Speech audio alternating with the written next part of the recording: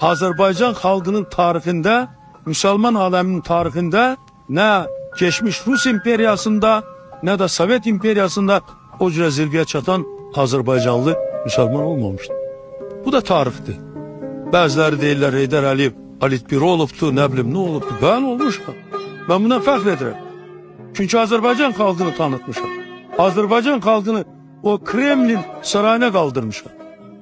Bundan fəxr edirəm.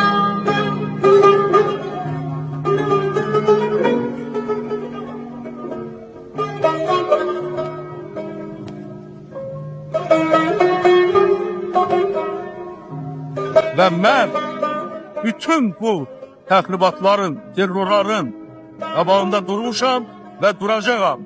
Azərbaycanın müstəqilliyini qorumuşam, qoruyacağam. Əgər hansı bir namərd gülləsi, hansı bir terrorçu gülləsi məni həyatdan götürərsə, mənim özüm də, mənim evlatlarım da müstəqil Azərbaycanın yaşaması yolunda qurban olmağa hazır.